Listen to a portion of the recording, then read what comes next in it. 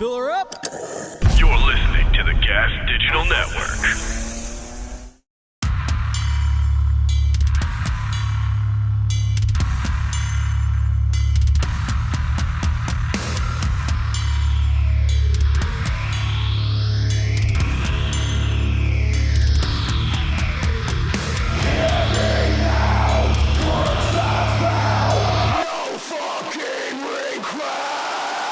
With Rob Flynn.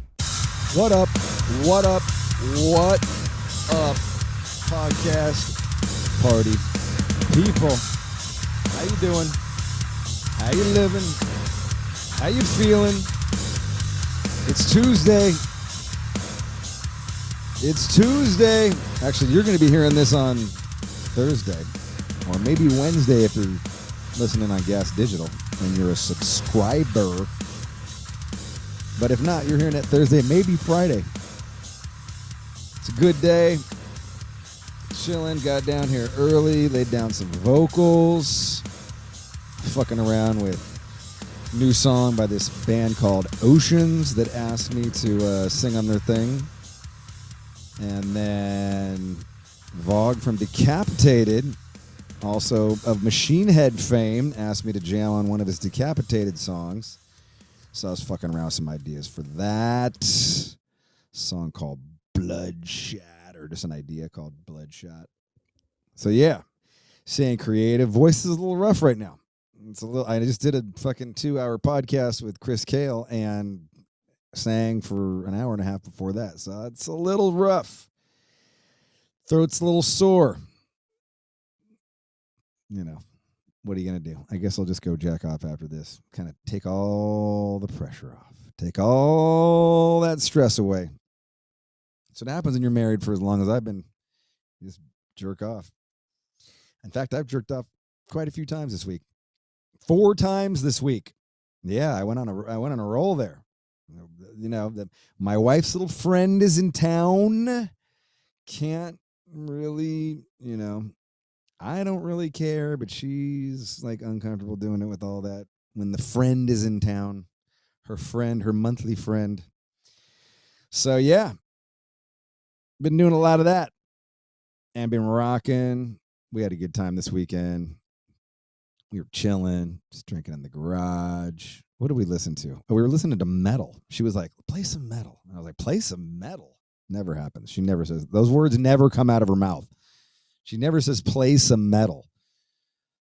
Oh my God, you know we played. I got to give a shout out to these guys too, man. I swear to fucking God. So there's this guy, Brave Sir Garrett, and then here's his friend. What is his friend? Oh, let me find it. I'll just play it. It's so goddamn funny. I think it's Cheeky Dave and Brave Sir Garrett. And they do a Machine Head parody. There it is. Interpretation. They call it an interpretation. Yes. Brave Sir Garrick. Sorry, not Garrett. It's Brave Sir Garrick and Cheeky Dave. Dude, this shit is so fun. It's like one of those fail videos where they like they change all the lyrics. Whoa, holy crap, that's loud. Here. This is it.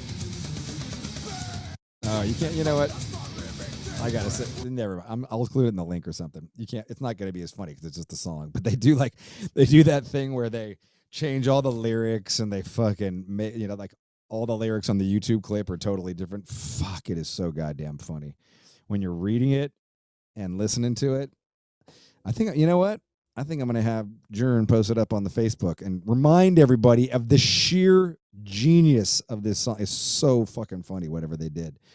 You know, it's like, you ever seen that Motley Crue video for Kickstart My Heart, and the dude changes all the lyrics in the subtitles like that. Come in my car, but don't offer, turn in my tie, how much how? Like, am I give out tonight? Fuck, they did the same thing to Imperium. We watched that 3 times over the weekend, and we just could not stop laughing. It was so goddamn good. It's probably 15 years old, 16 years old at this point, but goddamn, it was really funny. Really funny. So we had a good time. I worked out, been grinding, been going to the gym regularly again. I'm feeling stronger. I was getting all injured everywhere. I was fucking injured all the time. So now my coach is like, no more wheat. I was eating a lot of sandwiches. He's like, no more wheat, no more cheese, no more sugar. And then he said, no more alcohol. And I was like, hey, listen, we're gonna stop. We're just gonna stop being silly right there. I drink 2 days a week. That's it. So did that. And I've been feeling a little better. Lost some weight. I can tell I'm losing weight because I'm, despite, covering up my fat rolls very cleverly with very good fitting clothes and vests, I'm actually kind of permanently overweight. Permanently have like the hate handles on the side of my belly. Got a little bit of a belly, and certainly over the November to December holidays, all the way into New Year's, it kicked it up a notch. So now I'm trying to kick the belly back down a notch. Working out, back on my grind, working out hard, trying to do 10,000 steps again every day. I fucking totally fell off once the fucking weather turned to shit and was cold and freezing. I was like, fuck this. Don't care about 10,000 steps a day. But now I'm like, no, just grind, baby. Get out there and do it. So even after the happy hour on my electric, in case you didn't know, I do an electric happy hour with Jared every Friday at 3 p.m. California time. I get done with that after drinking a couple of beers. Then I get home, walk around the block, get my 10,000 in, man. I get my 10,000 in. That's how you got to roll. And I'm feeling it starting to work. I definitely think that the wheat had, the wheat, maybe the sugar, because I'm still drinking sugar on the weekend with the beer and the drink, the cocktail. But I think it's I was eating a lot of bread, man, a lot of sandwiches, just sandwiches. I'm already eating 30 grams of protein, 30 grams of carbs, 10 grams of fat, 6 times a day. So it's like you're just fucking so limited with what you can have. So now it's just all meat and rice. And I made this chili verde, homemade from scratch, chili verde, killer recipe. I put it up on my Instagram. I put it up a few times now. This might have been the best one. Might have been the best one that I ever did. If you're a fan of cilantro, you won't like it. It's got a whole bunch, literally the entire bunch of cilantro goes in there. But I love cilantro, also known as coriander for the people in England or Europe.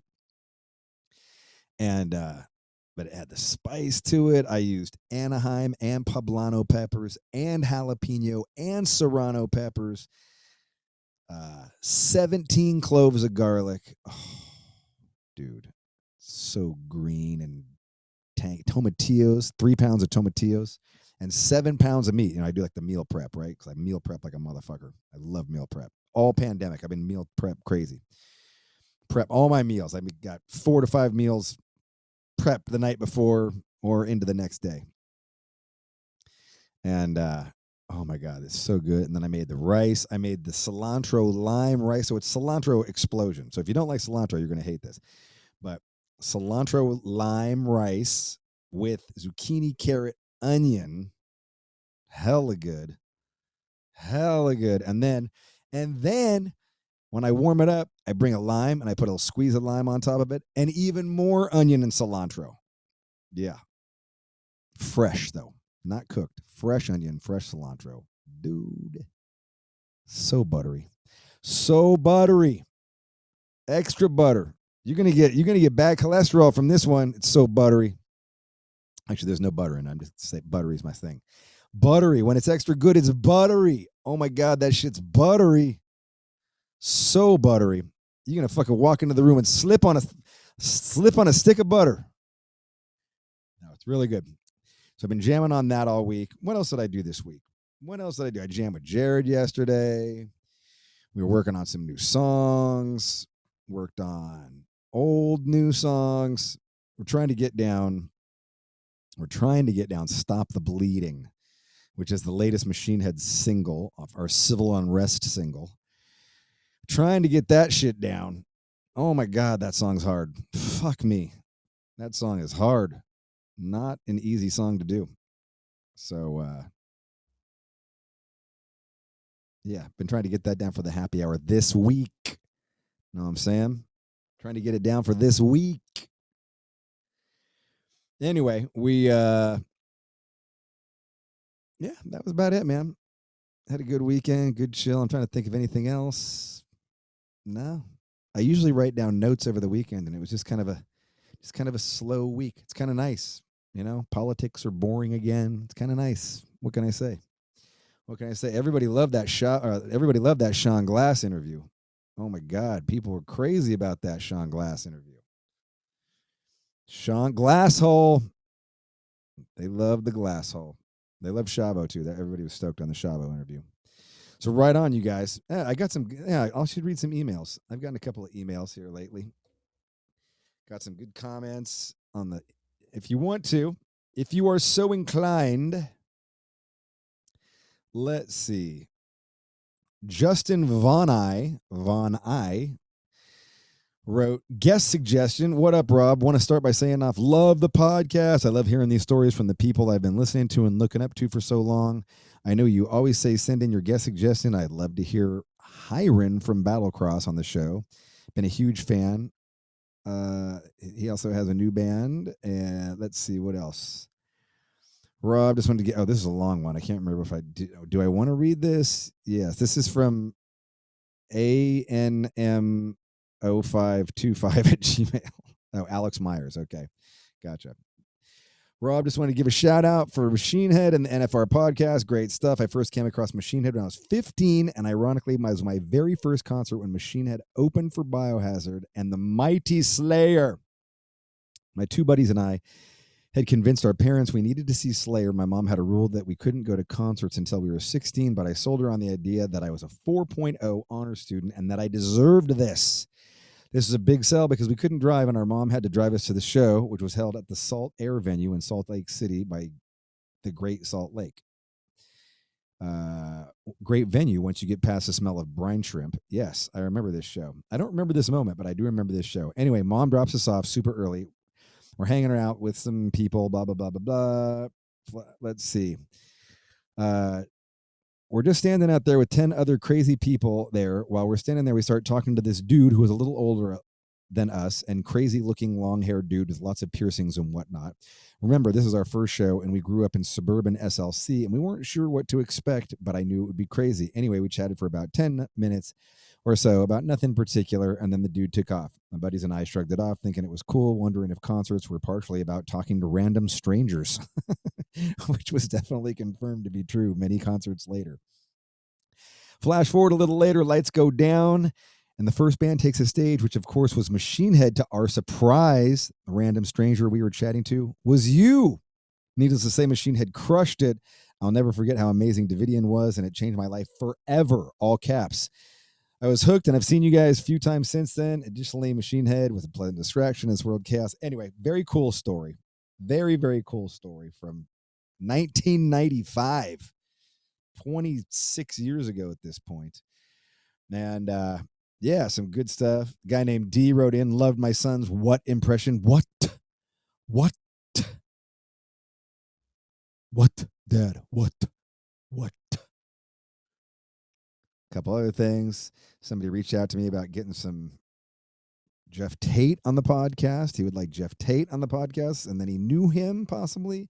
So we're looking at maybe getting old Jeff Tate. Let's see, parent porn. Now, the parent porn wasn't a good one. Another guy sent me a parent porn, but it wasn't. It was just about this dude's dad's dick or dick pics of his dad or something. I don't know. Anyway, if you want to write in, you can to the No Effin' Regrets podcast at gmail.com. That again, No Effin' Regrets podcast at gmail.com. I also read the comments, so you can leave comments, dude, because I love it. It's awesome. I'm gonna love when you guys leave comments. Check it out. Check this song out. Boom, right here. You know who this is. If you're listening to this, you know who this is. Five Finger Death Punch. American Capitalist. This is Chris Cale's first album that he appeared on with Five Finger Death Punch. Here on WNBC.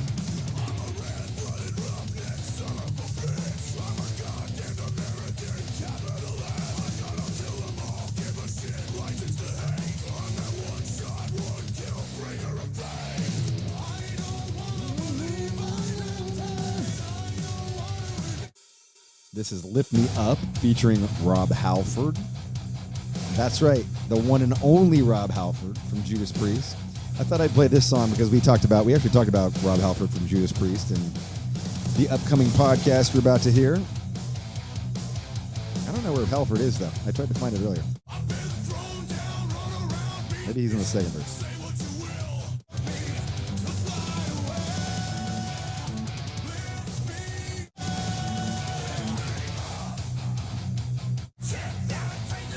There he is. There he is.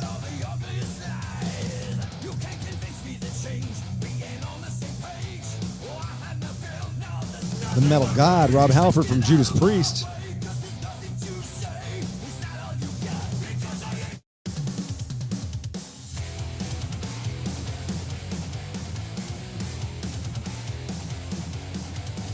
This is I Am Sin featuring Max Cavalera.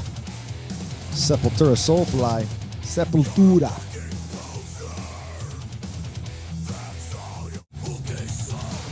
There he is.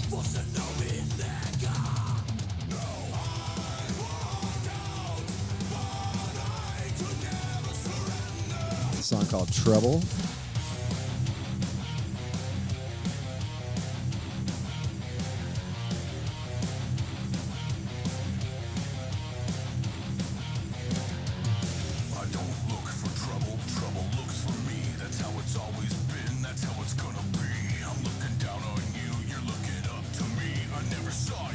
And then this right here, check this out. Yeah, check this out. Play, goddamn you. Oh, loud.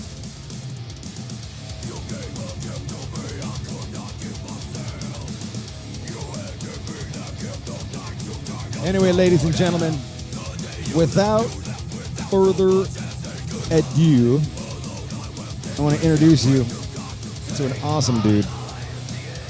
Fine bass player and genuinely rad human being. Legit metalhead here. The mighty Chris Kale from Five Finger Death Punch. Chris Kale. How are you, sir? Thanks for the invite on this.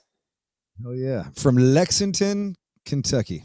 Yes, sir. By way of Las Vegas, Nevada now.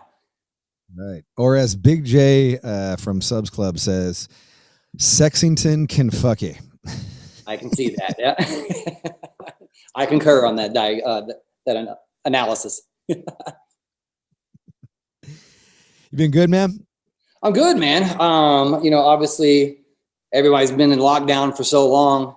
I don't think I started off the lockdown too well. Kind of went woo when you get your band taken away from you. Went through a brutal breakup, but I pulled myself back up. And oh my gosh, really?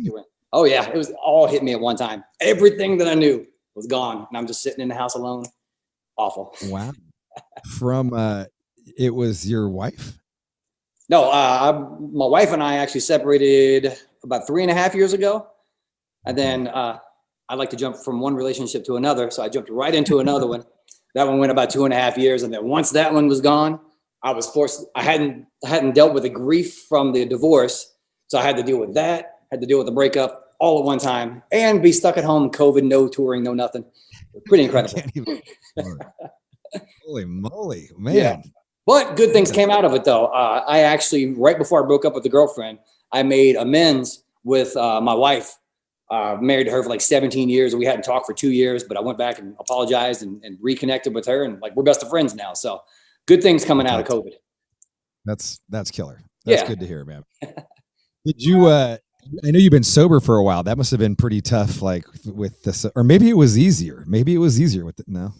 Anytime that you're used to running away from feeling, you start like, oh, I don't want this anymore. Pounding beers and pounding whiskey and cocaine is what I used to do to deal with that stuff. So a lot of growth happened when dealing with something that heavy. I ended up putting it into like, I was sitting around in self-pity for a while. Again, identity with the band taken away. We just gotten off tour in Europe with Megadeth. New album out, pumped, ready to go. And then all of a sudden cancellations. Oh, we're not doing nothing all the way through 2021. And now we're like, okay, what are we doing now? So, I mean, like no sense of security at all. And I ended up, like I said, a real like self-pity kind of period. And then at one point, actually what happened was I had my girlfriend move out on a Sunday. The very next day, I didn't realize that we were announcing tour cancellation coming up. And I sell this bass package where you get my bass to take home with you at the end of the show. And I pre-sold like 14 of those. I woke up on that Monday to 3 emails requesting refunds because we put out the cancellation. I'm like, oh my God, girlfriend's not here. I'm going to have to pay back all this money from these basses. At that point, I was like, fuck this. I'm turning it all around. I'm changing my mentality. You got to buy the bass. You got to buy the bases months in advance, like 6 months in advance or something, right? Yeah. I think I've still got like 18 back in my spare bedroom right now. So I decided that day, I was like, fuck this. I'm turning it around. I'm changing perspective. I'm taking control of what I can control. And I announced on like the social networks, I say, hey, you guys are going to want to grab these bases because I'm making a big announcement tomorrow. So I decided rather than give refunds on the bases, rather than everyone having nothing to look forward to, I needed to get out of the house myself. So I've actually been out delivering bases like Santa Claus, the ones that bought the bass packages. I go to their house, drop it off, hang out with them for a little bit. And instead of losing the 14 bases, I ended up selling more. So it turned it into like being able to get me through this break. It's been nice. So you're driving around to various states in America and hand delivering the bases? I am. Yep. Wow. Yeah. That's fucking amazing. Like just road trip. Oh yeah. Like I've been breaking it up into little segments. Like I did California, I've done all the ones on the West Coast, Colorado, Arizona. I'm kind of working my way across. I almost went to Texas this week to deliver 2 bases. With all the snow and the ice down there, think fuck, I put it off to the next week. Right, yeah, I just kind of like been flying in, flying out, renting a car and going. And then the big one's going to be probably April or May where I have to do the East Coast. So I'm just going to like fly into Miami. I got the first base there, grab an RV or a van or something to just turn it into like a cool road trip, doing little side stops and whatnot. Just trying to make the best of the downtime. And a lot of people have been like, oh, thank you so much for like giving us something to look forward to. I'm like, you're getting me out of the house and getting out of my head too. So this goes both ways. It's been real nice. That is awesome. Mm-hmm. That's awesome, man. People crazy. Must be stoked. Like you handle, you're showing up at their house. Like, holy fuck. Yeah, exactly. Yeah. I mean, it wasn't that long ago that I was bartending in Vegas. So I still feel like, just, hey, normal guy, here's your bass. And they have like this idea that's built up. The very last one that I did, I think was in just outside of Nashville. And they were like, it was literally me in a rented Kia dropping off the bass. They were like, we didn't know if he was going to like bring an entourage. I was like, no, like I don't need security. I'm good. In your Lambo with your entourage. Yeah. That's what they were all expecting. Nope. Down to earth, real, saving that money. I don't want to work after all this is done. So keep the expenses low. Right. No, that's awesome, man. What, if you don't mind me asking, how do you break up in a pandemic? I guess you could have been, because it's like you're either going to get closer or you're just going to be like, I hate you, Jesus. Yeah, like there was I'm sure I wasn't the most fun at that point because I was depressed because I didn't have a band to be able to go out on tour with. Didn't have that to look forward to. I even told her at one point, I was like, hey, like I'm not getting that from like fans right now, and I'm sorry I'm putting it all on you, but I'm trying to figure this out. And just like red flags on both sides, I'm sure. And we just kind of like, all right, like this is the time to go ahead and get out. Yeah. If things aren't going good and you're on top of each other the entire time, it's just like, it magnifies it and accelerates it. But it was a good thing. I'm good. Like I said, it wasn't for a little while, but you got to accept things as they are and go from there. Was she sober as well? Or was it just you? Yeah. No, just me. Yeah. Okay. That caused some problems. It wasn't a huge issue. I definitely realized after getting out of that relationship how important it is for me to be with someone else who is also sober. She didn't have a problem, none of that stuff, but I can tell, like, just as a sober dude now, I can, even with one drink, I can see the separation kind of happening just a little bit, where you just kind of go off, and like I'm very perceptive of that and sensitive to it, and just like I didn't like it. And then also, like, you know, when you go out, I used to be able to go out, get hammered, have fun, be loud, all that stuff, and like it was part of the experience. And now, because I have acknowledged the addiction and that I can't do it anymore, I burned it all down. Fucking, it was awful. It got to a point where I couldn't do it anymore. I've realized that I still feel left out if I'm not able to do that.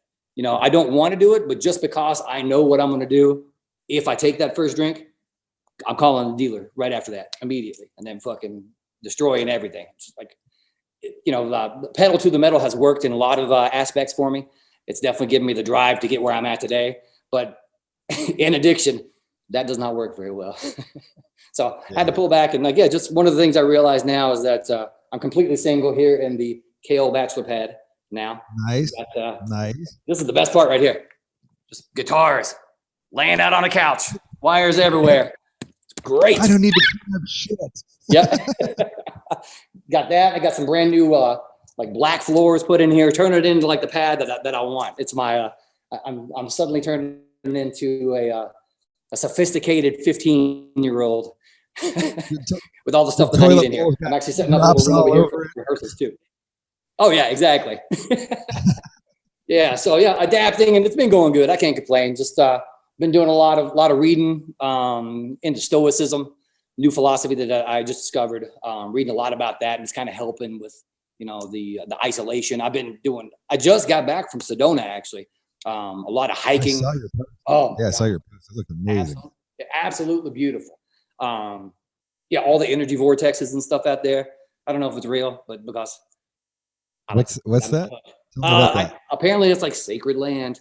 I know I just was definitely awestruck by the beauty that was out there, but I guess there's like people who are into crystals and all that stuff go out there to re-energize that kind of thing. And even just like the energy between people out there really kind of lifted me up. And then I'm going back in the studio tonight feeling really refreshed and alive and just ready to get in there and be creative again.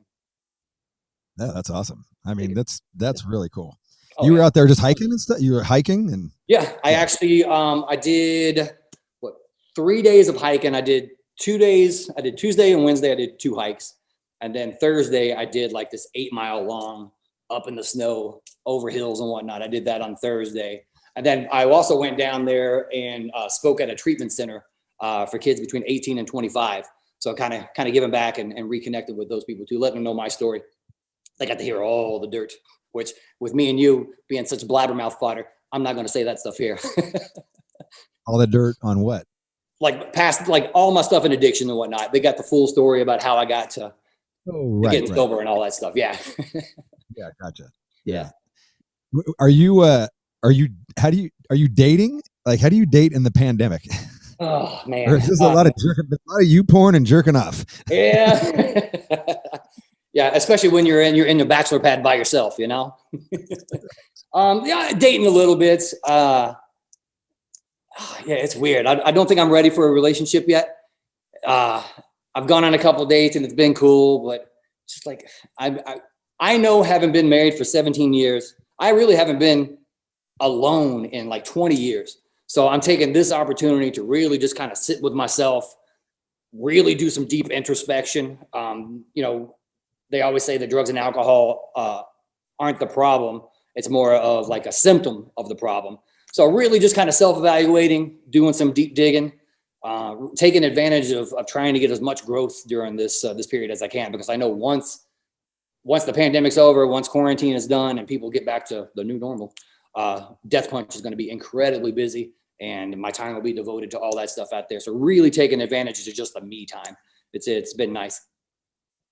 Right on, man. What's the deal with Stoicism? Stoicism. Actually, I'll show you how much of a nerd I am here.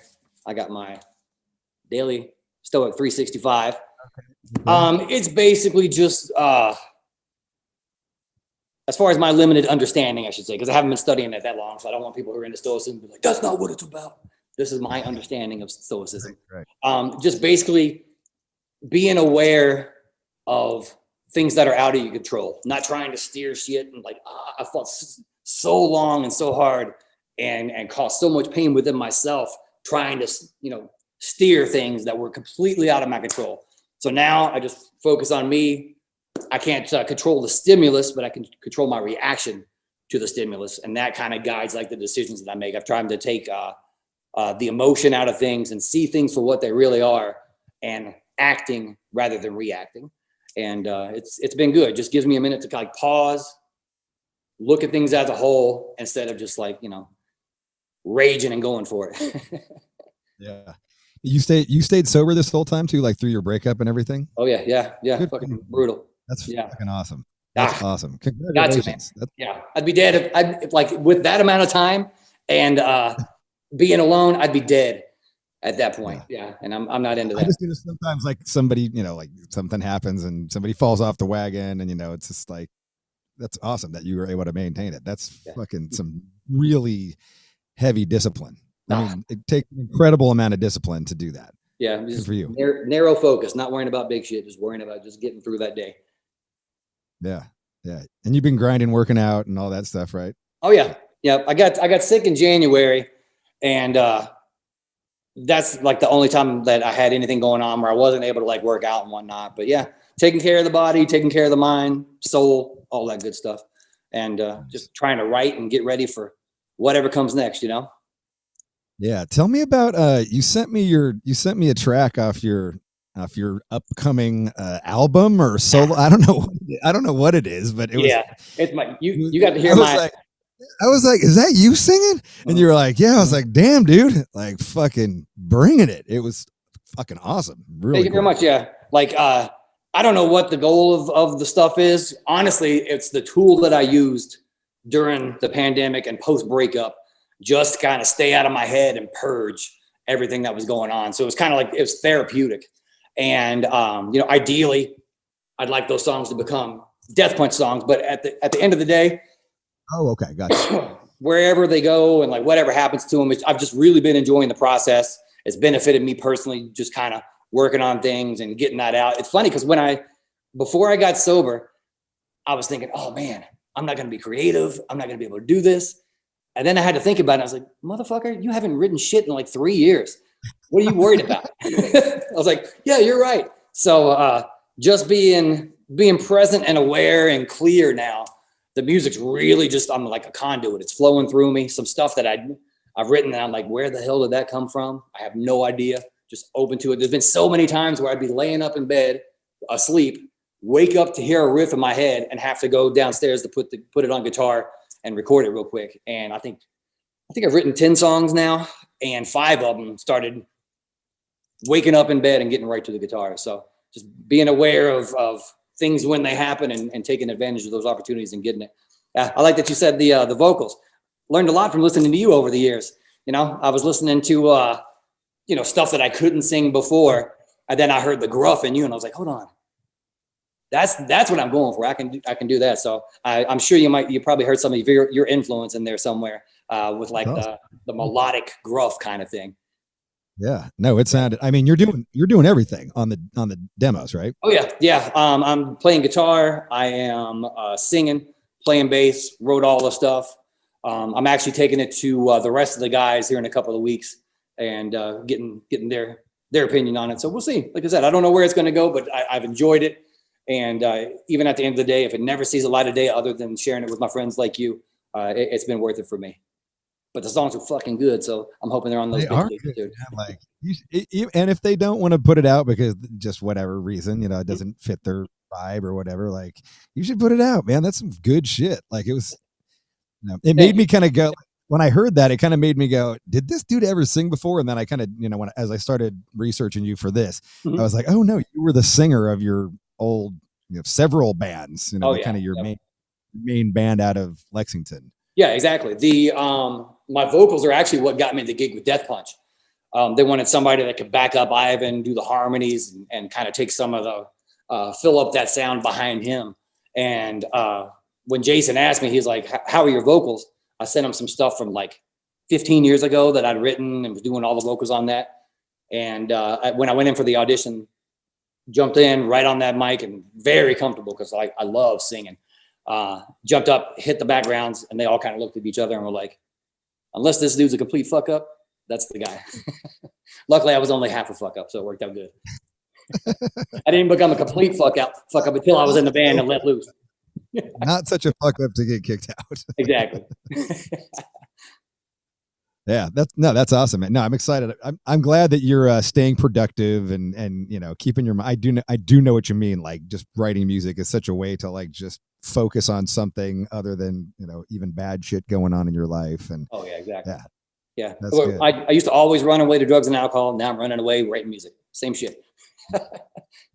Do you guys you guys all live in Las Vegas? Is the band, everybody lives in Las Vegas? Like the whole Let's see, band? me and Zoltan, both of us live here in town. Ivan's just outside of Vegas, and we got Andy James, who we just got from the last tour, new lead guitarist. He was in England, and he just got into Vegas like a week ago, maybe 2 weeks ago. And Charlie, our drummer, lives up in Minnesota.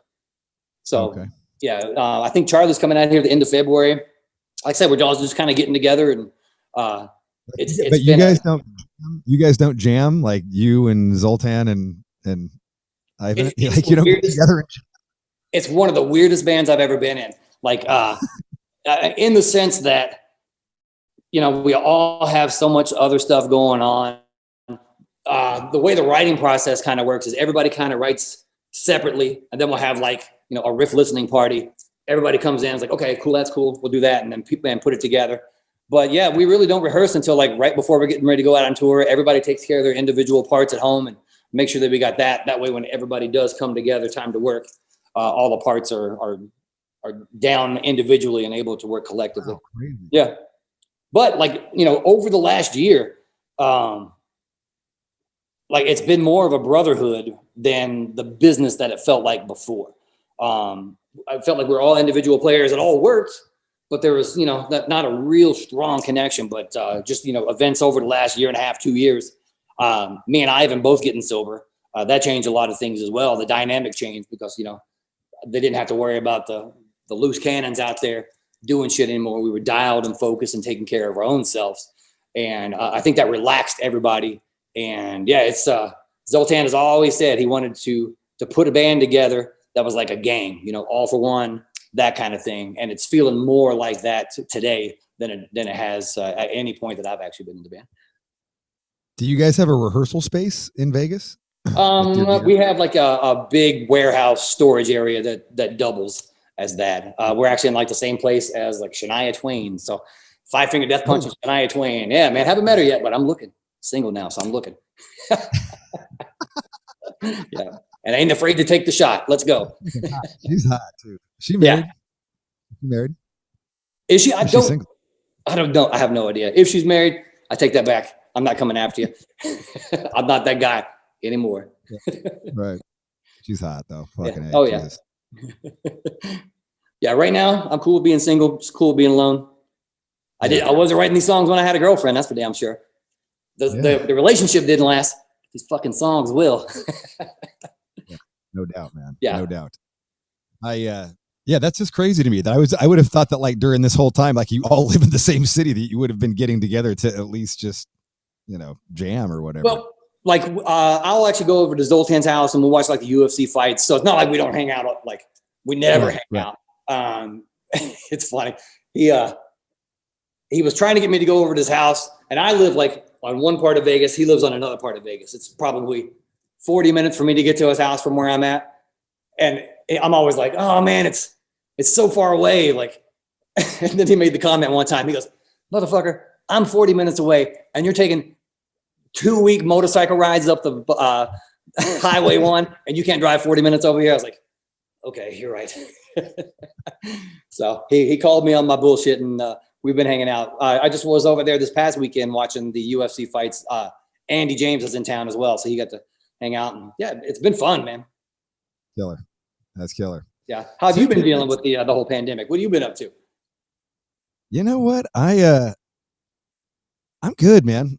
Mhm. Like I'm really good. Like I'm the type of dude who's just like, I'm happy wherever I am. You know what I mean? Like I know so many band dudes who are like, they're off the road and they're like, I can't wait to get back on the road, man. And then like, and then they get on the road and they're like, oh, I can't wait to get home. And I'm just like, just fucking enjoy where you are, for fuck's sake. Like, Exactly. just, like stop looking for, like just enjoy the moment. And so yeah, I mean, was it a shock? Yeah. I mean, we had fucking a year of touring lined up, 25th anniversary of Burn My Eyes. We had dates for fucking South America, Japan, Australia, Europe, America again. It was a big adjustment at first, just because it was like, whoa, like the fucking wheels just came off. Mm-hmm. But, like, and then I realized, wow, like, I'm a fucking hermit, like, because my life is like almost unchanged. My life is really like not. I mean, when I'm at home, I just come down to the studio and I work, or I work from home.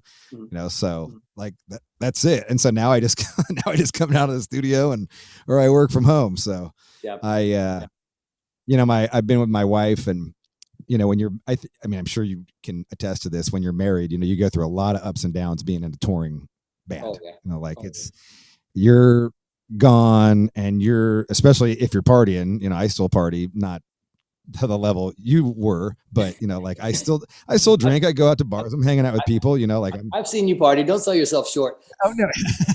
we partied, but like, and they're home alone, they're home holding, I got 2 kids, she's holding down the fort with the 2 kids. And so it's, you get disconnected. And in so many ways, man, this whole unexpected time off, whatever, however you want to look at it, like it's really brought us a lot closer together, because like we're hanging out for the first time in years. Like we're hanging out for the first time in years together. Yeah. And it was weird at first, like, I got too much. I don't need to see you every day.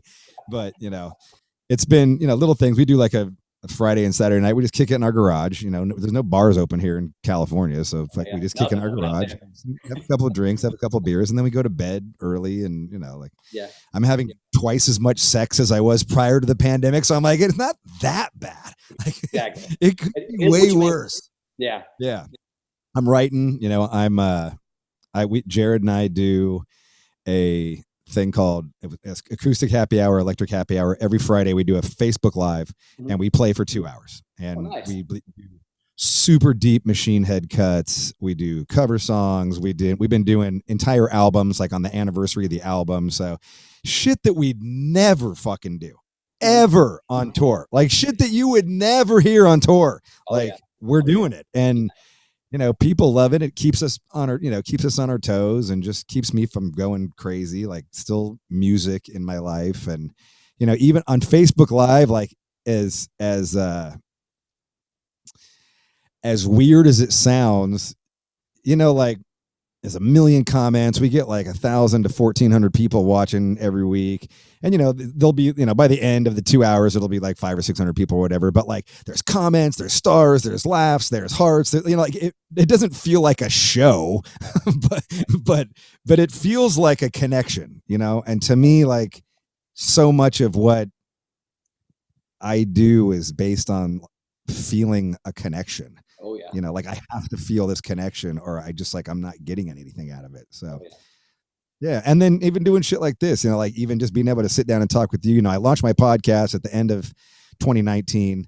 Okay. And, it was like, I'd have to go to the show and talk to somebody and I get a half an hour. Now it's like everybody's got time to fucking talk. Yeah, exactly. So I sit here and I talk, and I'm like, I've got this connection. Like I would go see your band, or we'd see each other at a festival or a show or something. Yep. And that's gone, but we still have this. Yeah. And so I'm like, this is fucking cool. And my podcast is totally exploded now, because I can do all these deep dives with people and going like, sometimes I talk for 2 or 3 hours with people, and like, it's been a really, an interesting, fucked up, weird, awesome time. Oh yeah. I love what you're talking about, being able to reconnect with the wife too, because, as a musician, there is that huge disconnect. I almost feel guilty sometimes. And like I'm not giving enough back home, and that I'm robbing them of like the experience of when I was married, like husband and wife, or boyfriend, girlfriend. I'm taking that away from them. And like, even now it's something I'm kind of paying attention to as I'm dating around. Like I still feel that wall. Like I hold it against myself, almost beat myself up that I'm in a band, living the dream, and not able to realize, like normal life. But at the same time, I've been given this huge gift that anyone would kill for. And I'm very aware of how grateful I feel for that whole thing. So it's you're trying to weigh both things. And like, again, just hands off the fucking wheel, wherever it goes, it goes. Quit trying to dictate stuff. Just enjoy each moment, stay present. You were talking about band dudes that are, when they're home, they want to be on the road. When they're on the road, they want to be back home. I definitely over the years have suffered from destination addiction too. Like I wasn't cool with wherever I was at. I needed to be over there. I need to do more. I need to fucking push ahead and do that thing. I was never happy in the place that I was, regardless of how great that place was. Just couldn't really, like, again, I was trying to fill stuff up externally the entire time. And then once I really took the time to kind of do that inner work, it made it like, well, everything's cool now. I see things for what they are. Fully grateful, not like the bullshit, inspirational shit you'll see all over Instagram, like genuine, real gratitude out of me. And you were talking about connection as well. I think that's one thing that's been great for me is, I'm essentially a dude that was a bartender 10 years ago that got the opportunity of a lifetime to step into this huge band. And I've really kind of, I don't feel I've changed too much. Job's definitely awesome. I'm not having to sling drinks anymore. But as far as a person, particularly once I got sober, I really got dialed into like who I really am. I think the only thing that's changed for me, I'll tell people this all the time, is that when I go to a show, I'm fucking full frontal. When I walk in, if you know Death Punch, that's me. It's not like, is that him? No, it's me. Yeah.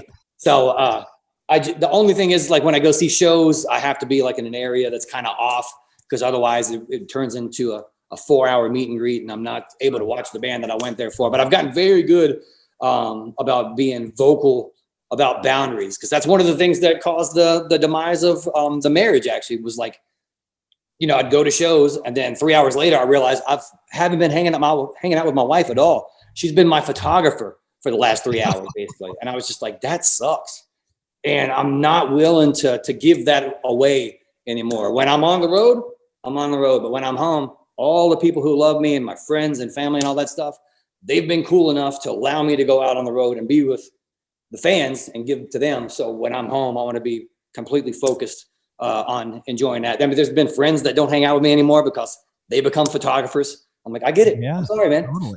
Totally. Yeah. I mean, I can't even, my wife doesn't even want to go to shows with me anymore. She fucking hates it. Yeah, that's the way my wife was too at the end.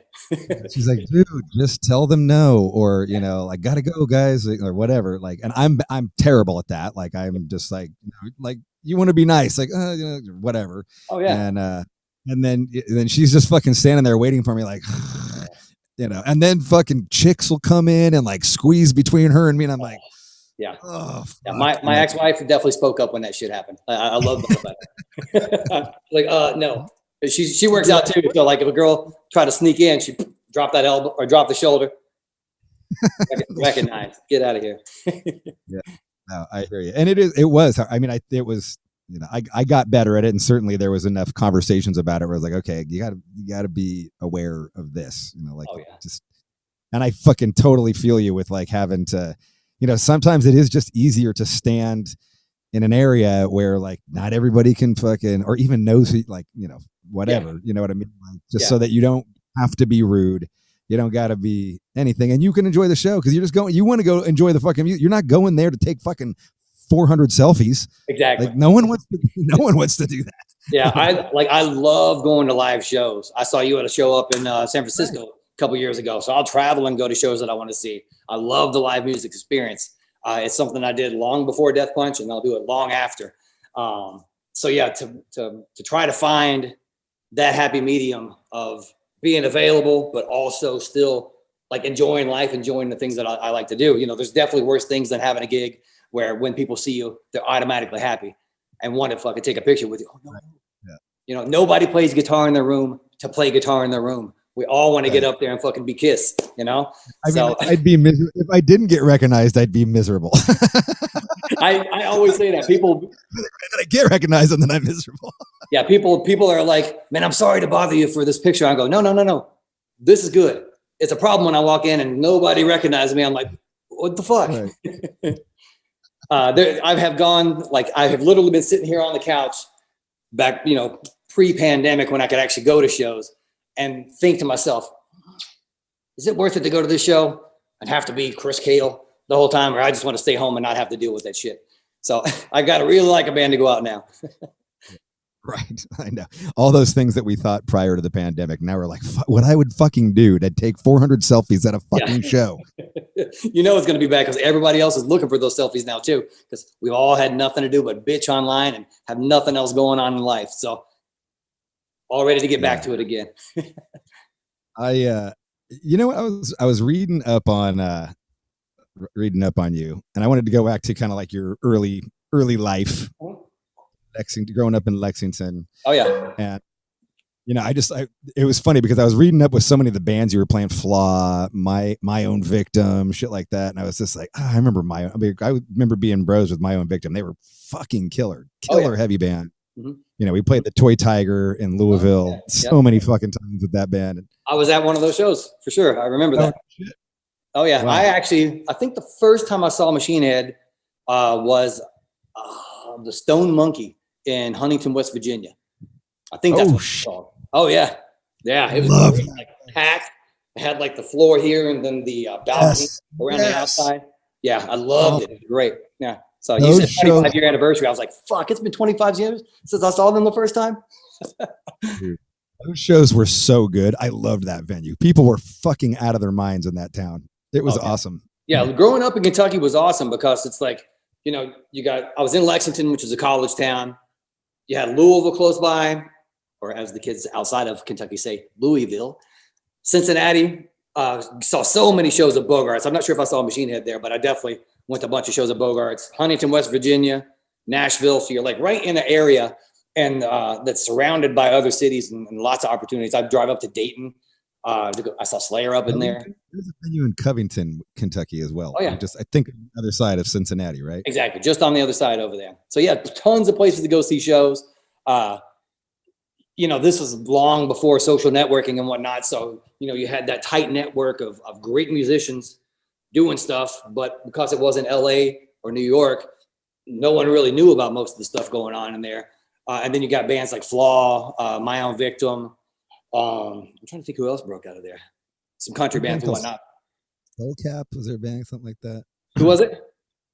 Skullcap or something like that? I don't know. Was it Skull? I don't remember. I remember the Flyers though. Yeah. Okay. Yeah. But yeah, when I was in a band in Kentucky, we would always do like the show trading thing. So you were talking about Flaw and My Own Victim. I was kind of the big fish in a little pond in Lexington with the band that I had back there. And they were just coming up in Louisville. So we would trade shows and so much fun back then. So much fun. Yeah. I played with Brian Ulmer from My Own Victim. It might've been before My Own Victim. I can't remember. I was friends and then maybe he joined that. Yeah. Small world though. Kentucky Fried Hardcore, man. What was the name of your band? The band back then was called Cut Love Kill. Cut Love Kill? Yep. Cut Love. Period in between each one. Yeah.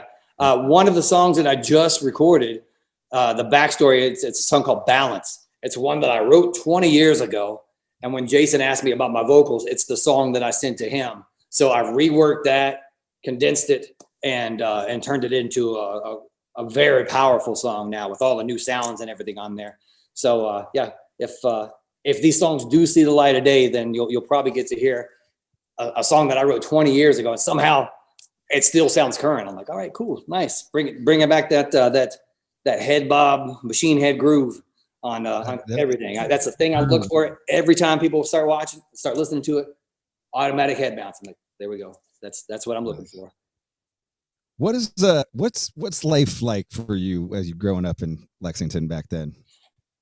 I just got back from a visit to Kentucky. I was there probably 2 weeks ago, and my mom had hip surgery, so I was going back to kind of help her out and take some of the pressure off my dad and just help around the house. So rather than staying at a hotel, I actually stayed in my old room up in the attic, where that's where the whole thing began for me. I would go to school, and by go to school, I'd go on my way to school, stop at this convenience store, put a quarter into a pinball machine. It was called Funhouse. Put a quarter in at 8 o'clock in the morning, play that one quarter until noon because I was good at it. Yeah, fucking Tommy over here, the pinball wizard. So I would do that. Playing off of one quarter, goddamn it, Chris. Yeah, I was into it. Yeah. But then I would go to one class at noon. It was home ec. The reason I would go there, all girls. So I could go in there and flirt for an hour. I'd come home at 1:30. The guys that were in the band I was in back then would meet at my house at 1:30. I had the whole attic to myself, so we would play up there for 2 or 3 hours, and then everybody get kicked out before my mom and dad came home. And I'd be like, "Yep, school was good. Learned a lot." Little did they know I was doing the School of Music at that point. And is anybody in your family musical? my mom actually, she's played the flute. Yeah, I always say that I get my mom's musical talent, and then my dad's like dedication to work and just nose to the grindstone doing it. So I had a nice amalgamation of both of those kind of worked into me becoming musical and willing to put in the work and the grind and taking those chances, calculated chances, and just dreaming big and going for it. Right on. Did you ever play, like, did your mom like play for you guys, like as a family, like picnics or, family gatherings or whatever? She was like in the church, is it the church choir, I guess, where she's playing the flute in the background. So I would get to listen to her a lot, practicing through the week. I actually, I wanted to play bass like right from the get-go. I knew like I wanted to play a stringed instrument. I was thinking it was bass. But I wanted to do that. But when she was growing up, she was in like high school marching band and really enjoyed like the football trips and whatnot. So she kind of pushed me towards my very first instrument was the clarinet. Yep, fucking crushed the clarinet, son. Yeah, a lot of time letting the read. Yeah, so like I played that for many years, and then moved on. You just flicked your tongue with the clarinet. I got a friend who hates your tongue. Well, this is him then. Look at that fucking tongue. Jesus Christ. Look, everything I do, I learned from Gene Simmons. Ladies, look at that tongue. This is single man right here. That's right. That tongue could work some magic on you. Yeah. My eyebrows are always dialed in like a horse. But yeah, like going back home, I was in that room, and it took me back to being that junior high school kid in small town Kentucky, wanting more, feeling like I had more on the inside, and just wanting to get out and do my own thing and pursue dreams. I felt all of that going back home, and I didn't fucking like it, honestly. But didn't like it. I did not like it. No, because it brought me back to all the stuff that I felt like I was in I knew that I wanted more, but because I was under my parents, I had to do what they wanted to until I got out of the house. I just felt restricted, and I felt all that stuff going back into it. And it's like, ugh. Wow. Yeah, next time I'll be staying at a hotel just to be out of that and not have to feel that. And it's the first time since Natalie's my ex-wife, the first time since we got married that I've been home by myself. So there was that whole parental dynamic of, like I'm the fucking king of the castle here in Vegas. I built this thing. I got out here and worked. And now that whole parent, child kind of thing. I was like, ooh, yeah. Yeah, thank God for sobriety and thank God for all the work. Like I'm ready to strangle both my parents. I hear you. I get what you're saying. Like sometimes I think when you come from, I lived in the Bay Area, but I was in Fremont, which at the time might as well have been fucking, the desert in Nevada. Like we was just like a big suburb, 50 miles away from everything with guys with no cars and all you want to do is get the fuck out. Like exactly. All you want to do is just get out of, all I wanted to do is get out of Fremont. Mm-hmm. Just fucking dreamed and fought and, clawed to get out of Fremont.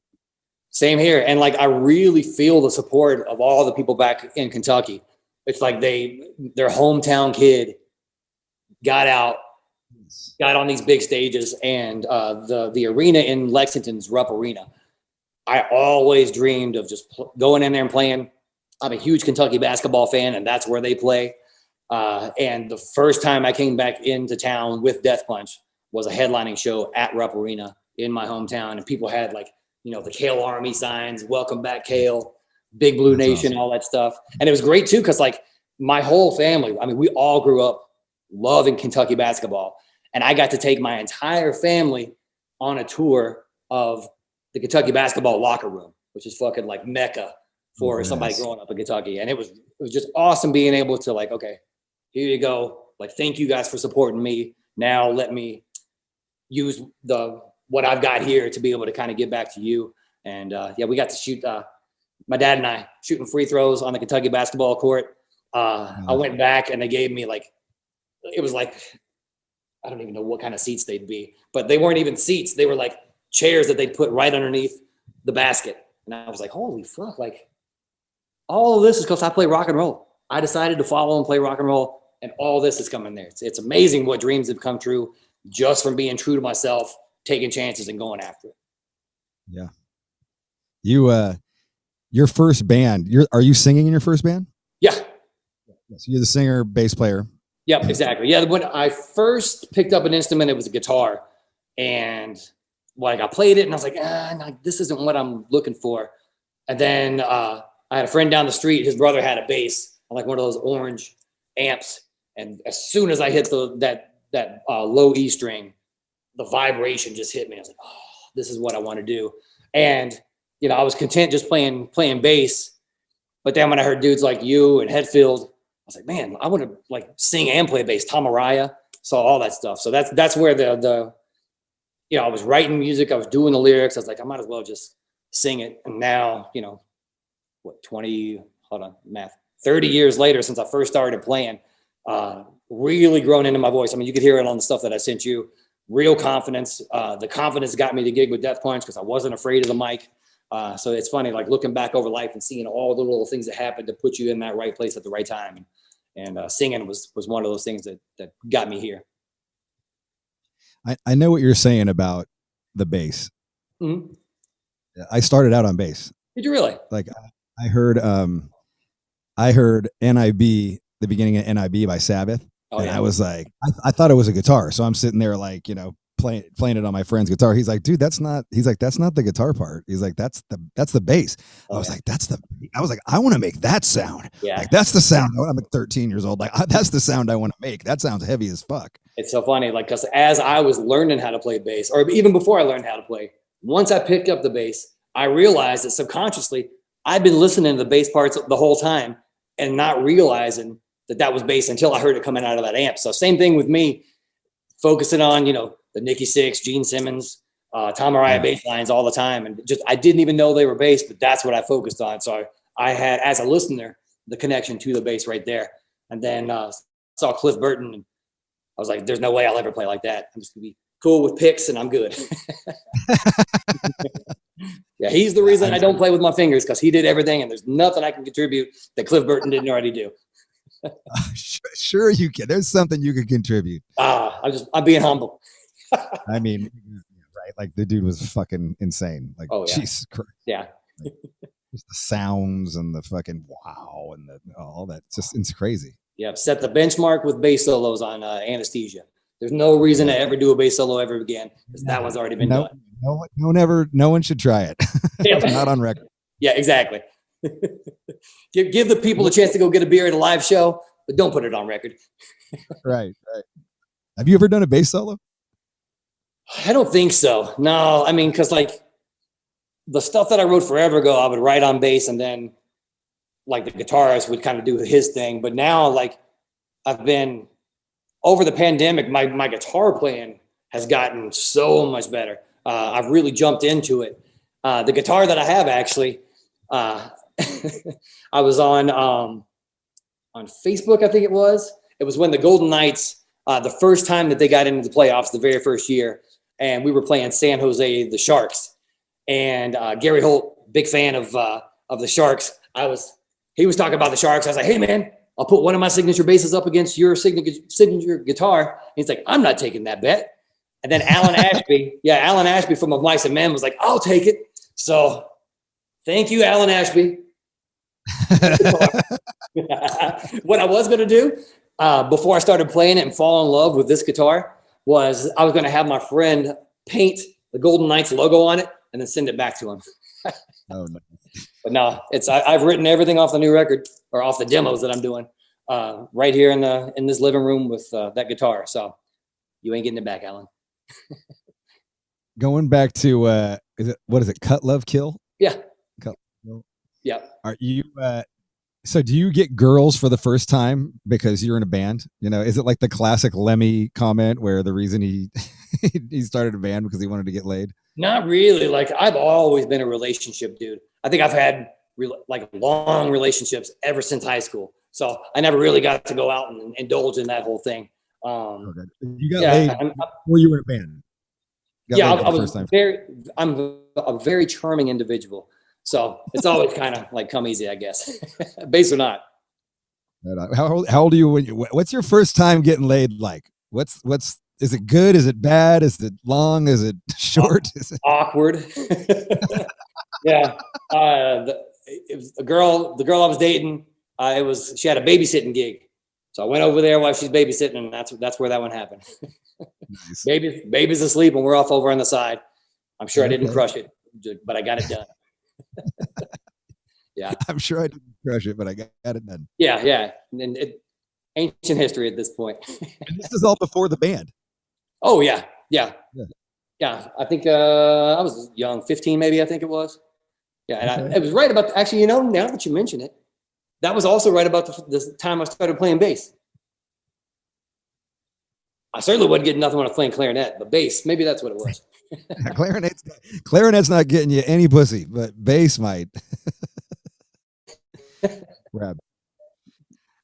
So then you start doing the band. The band starts, you get a little bit of a buzz. I know you start touring locally, right? Like you kind of, I don't know, you put out a record, oh, yeah. Do you demos? Like what is it? What's the? Okay. Hold on one second. Actually, for some reason, I have the CD here. I just pulled it out of storage just the other day. Look at that. Nice. Yeah. What's the record called? I can't read it. Yeah. Look, Power Transition Theory. Yeah. Right, it was a political thing, like, one power taking over another and doing that. But like I always talked about the changes in between songs being powerful and transitioning into the next riff. So I was able to put those two things together. But yeah, I did that whole CD cover and everything. I've been very hands-on, very DIY since the very beginning. And we put that out. We did some regional touring. I opened up for Vanilla Ice at Bogart in Cincinnati when he was doing his metal thing. Yeah. The metal Vanilla Ice? Yep, that's what it was. Yeah. I actually got to be on stage behind the drums when he was doing the original version of Ice Ice Baby. It's like, yes, this is great. Just watching everybody jump, that old school vibe. And I opened up for Orgy at Bogart's. Oh, I loved Orgy. First record, Candy. This is so good. Oh, yeah. I love it. Yeah. I was just listening to that probably 2 months ago. And then playing with bands like Flaw, My Own Victim, Blindside, played with them a couple of times. Yeah. And then just like I took I was the big fish in a little pond and I wanted more. So then I was originally going to move out to LA, but we flew into Vegas and I was married and my wife fell in love with Vegas as soon as we flew into town. She's like, "Oh, this is it." The band flies into Vegas? Like the the band had broken up back in Kentucky. I don't even know why. It's just like one of those things. It just stopped working, I guess. Been so long, I don't even know. But yeah, the band broke up, ended up flying out to Vegas. She fell in love with Vegas. And I was like, slow down. We're trying to get to LA. I want to go play music. But got to LA. And, I was totally planning on it. I was doing that, kid from Kentucky going to find the dream on the Sunset Strip. Meanwhile, trying to play hardcore. No, not on the Sunset Strip. But we flew in here. She loved it. Went to LA and realized that to live in LA, I was going to have to work all the time and wouldn't be able to have time to do the band stuff. So cheaper in Vegas. I could bartended for probably 10 or 15 years. It was a good gig. And then do auditions in LA if I wanted to. Audition for a band called Systematic. You might know them from forever. Oh, yeah. Yeah, audition for them. I looked too much like the lead singer at that point because I too was bald with a little beard. Johnny Chow got that one. And who else? There's some other bands. I can't even remember. They were on, what's that? They were on Lars's label. Yes, exactly. Yeah. So I had a couple auditions and then decided to just kind of do the thing in Vegas. I did a couple of little small bands here, some touring through that. Yeah, finally took the chance, that one last chance. I was getting ready to give it all up. Have I told you this story before? Mm-mm. Oh, okay. Yeah. So I was at the end of my rope. I was like 36. And I was like, okay, what are the chances of like this But happening? how old are you? How old are you when you move out to? I moved out to Vegas in 2002. Around 28, maybe. I can't do the math right now. It feels like 28. So you're there in Vegas for like 6 or 7 years. Oh yeah, yeah. I was in Vegas for 10 years before I got the gig with Death Punch. So I was already living out here, established as a bartender, doing that whole thing. They moved from LA to Vegas, luckily, and which is where they found me. But yeah, I'd heard that they were looking for a bass player like back in December of 2010, I think. I think you know Saul Englehart, right? Yeah. Yeah, Yeah, he was good our friend of drum- mine that I grew up with in Kentucky. He was Jeremy's right. drum tech. Small world, exactly. Shout out to Saul. Yeah. That motherfucker. Oh Jesus yeah. Christ. Yeah, I saw him his You got a girl in 50th every birthday. town, that motherfucker. Like, I don't even know how he does it. Pretty shit. Holy shit. I remember his road case, the pictures that were in there. I don't know if you ever saw Right. that one. Good He stuff. was he was our drum tech for like a year and a half, man. Like, Oh, yeah. he was the ultimate slut. Yeah, so he was the drum tech for Jeremy at that point. And I was like, dude, get me an audition. And he's like, well, I mean, they've already got 2 records out and I think they're looking for a name, but I'll see what I can do. That was in December 2010, I think it was. Around May, I still hadn't heard anything. And I was like, all right, maybe surely they've got a bass player by now. I didn't realize at the time that they were going to write and record American Capitalist and then get a bass player after. So I thought they already had a bassist. I was ready to give up. I was like, I'll sell my stuff. I wanted to open up like a small beach bar / hotel in Belize and just kind of do that. So I knew if I worked hard, That sounds awesome. that's going to happen someday. Yeah.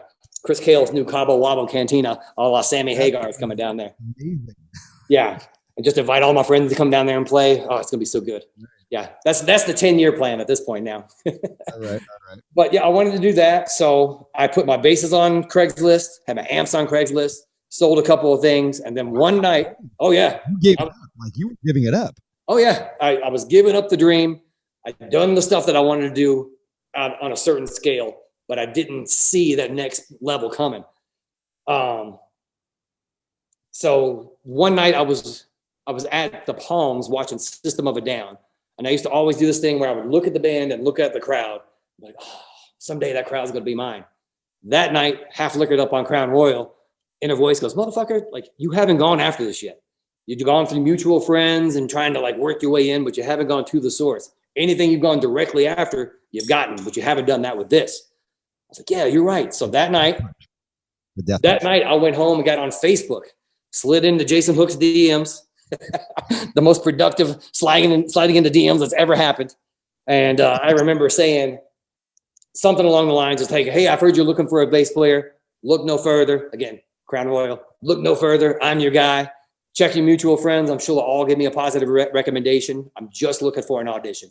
And that was enough to open up the door for him to ask me. He's like, that's very forward, but I like it. How are your vocals? And luckily, life and the bands I did before that had set me up for that opportunity where I was really comfortable with vocals. And yeah, stepped in.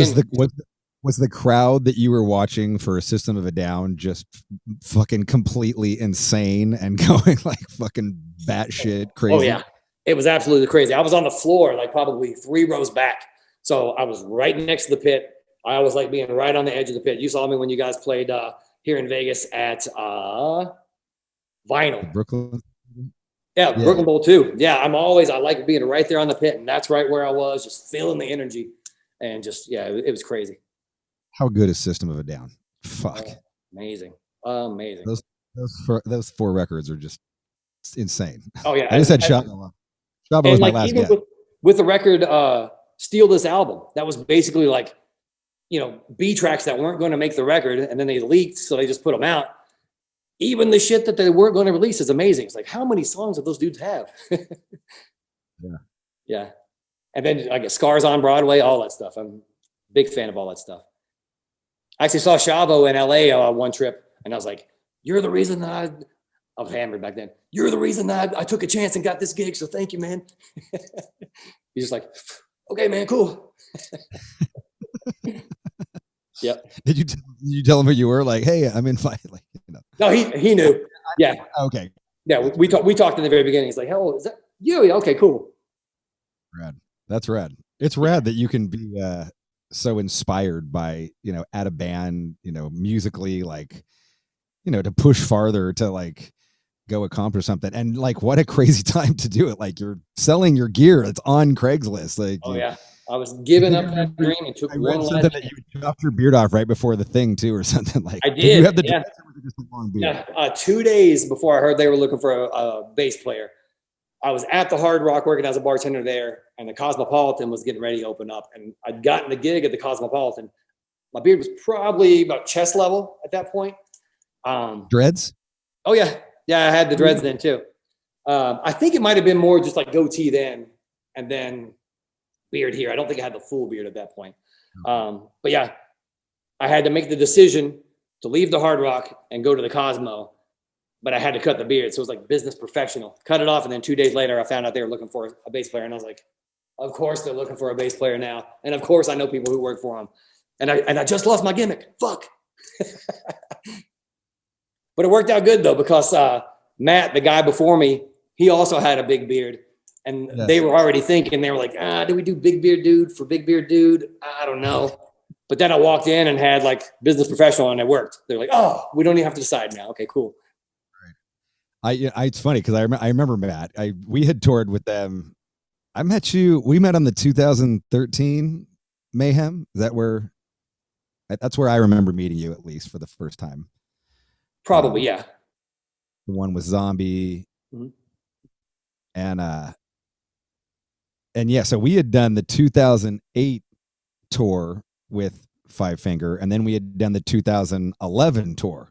Okay. So the first time we tour with them, like, they're just like, I mean, they have a minor hit at radio, but like, they're going on at 2 p.m, but they're fucking blowing up at radio. I mean, like, blowing every band off the fucking tour, like with radio play and shit. And like, we were just like, holy shit. They're like, but everybody was, loved Ivan. Like, Daryl was a guitar player back then. And I remember your old drummer coming up just like, yeah, man, like, fucking, what are you guys selling now? And I'm just like, what? A lot less than you. Like, we all know that you're selling more. Like, what the fuck? Yeah. I was like, you're selling more than more than the headliner at this point. Like, you guys are blowing the fuck up, enjoy it. It's awesome. Congratulations. It's crazy. Like, even since I joined the band back in 2010, just like, once you think you get to a level with this band, somehow it gets to another one. Sometime it gets to another one. It's like, I'm like, how the fuck? I'm like, whatever the universe has gifted us. You joined a band that's already popular, and then just fucking that record blows. American Capitalist blows up. Record after that, I mean, just fucking holy shit! Like, it must have just been such a, such a roller coaster for you. And I remember you'd come over, damn near every day. You came over, props, super props, everybody right here to Chris Kale. Dude was way into the fucking metal, would come over, fucking, hang outside stage, knew the words. Oh, yeah. Along, just waiting for you guys to let me jump in and play Halo. I was ready. I had it. Oh shit. Yeah. That's one thing that I pride myself on, is I am a fan of music, metal, hardcore, punk rock. I love it. And I love doing festivals, because then I get to go see a bunch of different bands. You'll always see me standing on the side of the stage checking out bands that I like. There was one great moment in my life. We were out with Judas Priest over in Europe doing festivals, and then they would do headlining gigs with us opening. And one day I walked into catering. Rob Halford's sitting at a table, like, with a piece of paper in front of him, and he's like circling stuff. And I walked over. I was like, hey man, like, what are you working on over there? And Rob Halford, who'd been doing metal for however many years he's been doing, is like, yeah, I'm just circling the bands that I'm going to go see today. I want to make sure that I'm able to get to all of them. I was like, holy fuck, like, Rob Halford is still a fan and going out there and doing that. So I looked over his shoulder. I was like, oh, you want to see this one? You want to do that one? So I got to go pal around with Rob Halford all day, watching different bands at some European festival. Wow, that's awesome. yeah, one of those life moments. Like, this is my life. What the fuck? I just finished the Halford book. How is it? Have you checked that? It's I've really not good. yet. Okay, Yeah. I'll have to Called order that. Confess. It is it's not for the faint of heart. Good. Yeah. What's your favorite rock biography that you've ever read? Because I read a shit ton of those too. You know what? I gotta say, like, I'm really not a fan of the rock biographies. Like, Okay. I find them, they're either they're, I don't know. I just feel like they kind of just gloss over a lot of shit, and it's like, I did enjoy the Keith Richards one solely for the fact that it was just complete and utter bullshit, but it was such good bullshit that you were just like, oh my, I don't even care if this is true. This is the most ridiculous story. Like, it was just, and of course he's on heroin, but he remembers everything on heroin. The same thing with like the Nikki Sixx thing. I'm like, this motherfucker like can't get to the toilet to wipe his ass, but he's writing a diary, remembering everything. Like, come on. Like, no.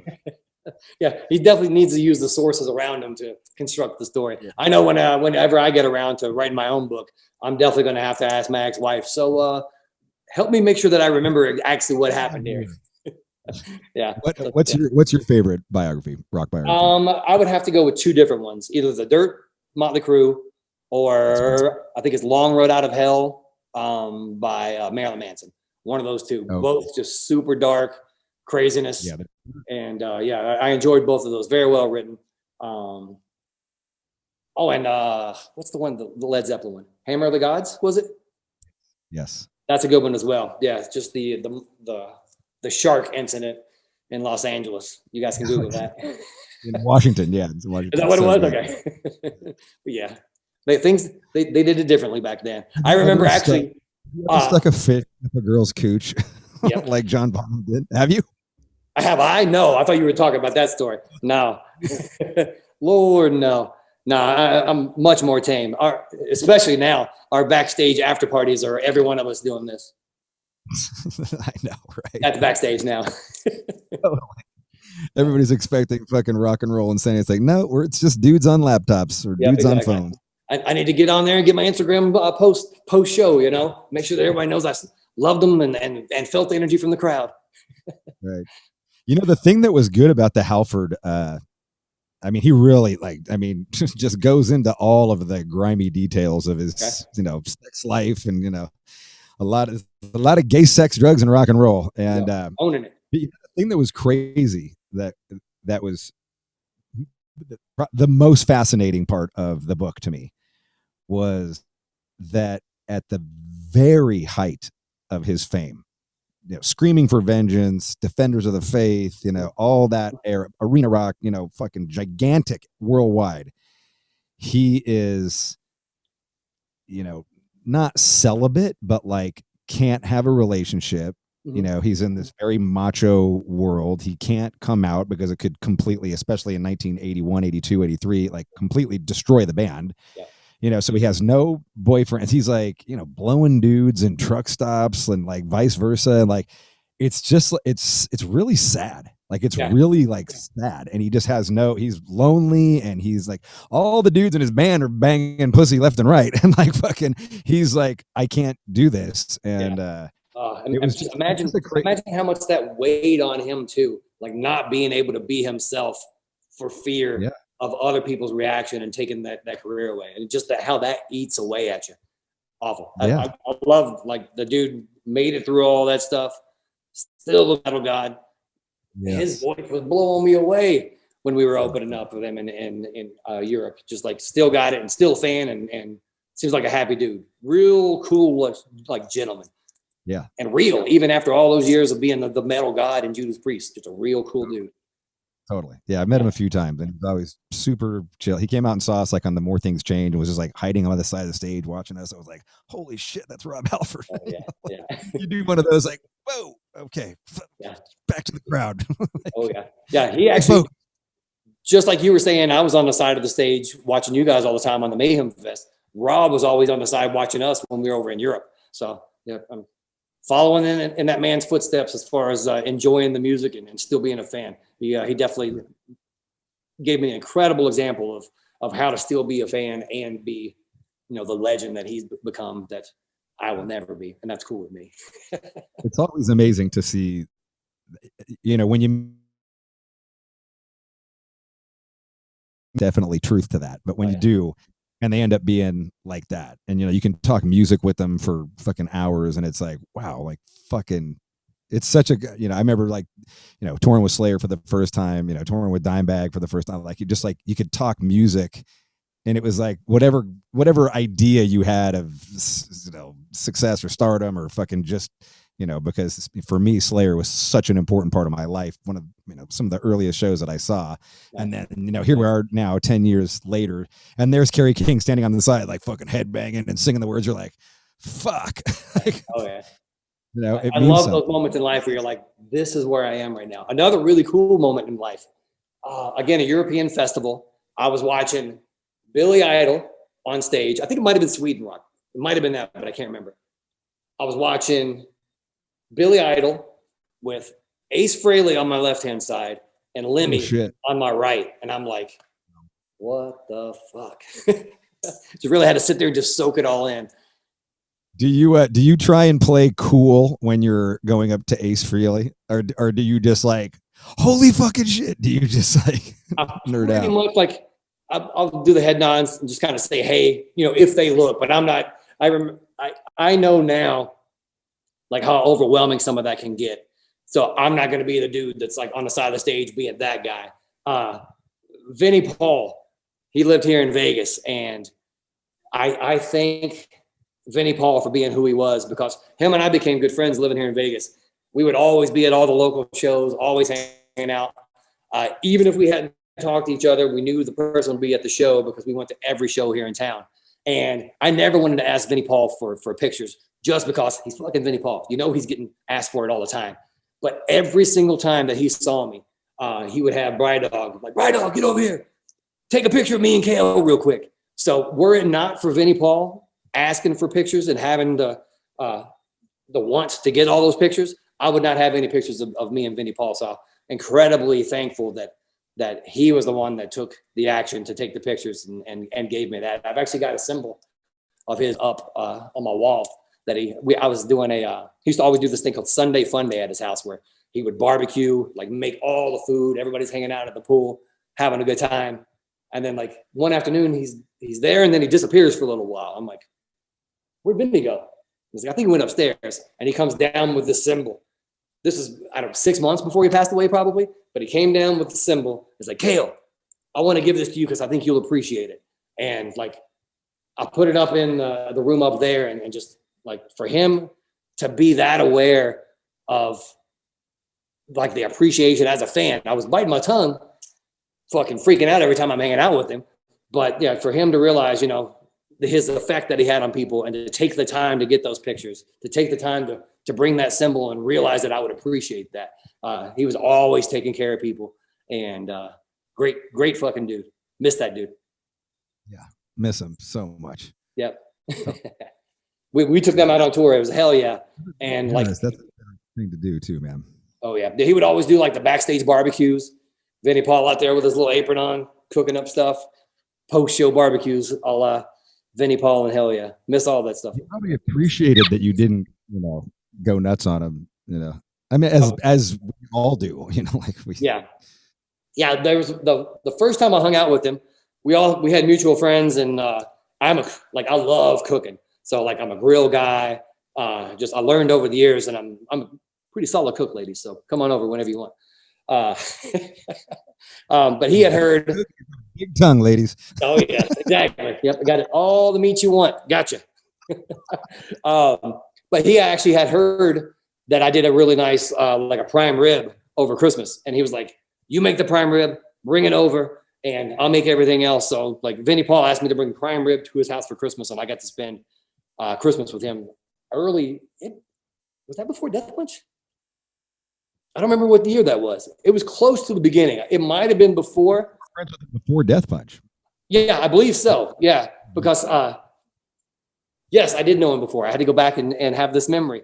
I was bartending at the Hard Rock Cafe in Vegas on the Strip, and the Sin City Sinners were playing, which is, I don't know if you know Todd Kearns, Brent Muscat. It's like a Vegas band, and they get up there and play all kinds of covers. Vinnie Paul, I don't remember what birthday it was, but he was there celebrating his birthday. And I think, hell yeah, may have been looking for a bass player at that point. And I obviously play bass. And I used to always get up on stage with the Sin City Sinners and play Ace of Spades and You Got Another Thing Coming. That was my go-to. So Vinnie Paul's there. Sin City Sinners asked me to come up and play. And I've always had, like, anybody who's seen me play live, like, I have this presence and, like, I'm all over the stage and like to be very big. I had that even back then. I probably developed it as a bartender, just having to be the center of attention and entertain everybody there. It works well on the stage, but I got up there, fucking slayed Ace of Spades, slayed You Got Another Thing Coming. I was like, Vinny, that's your audition. Call me. That was one of the first times that we talked. There was another time. Let's talk about more Vinnie Paul. I'm feeling good about this. We were at the Hard Rock watching some other show. It might have been Otherwise or somebody.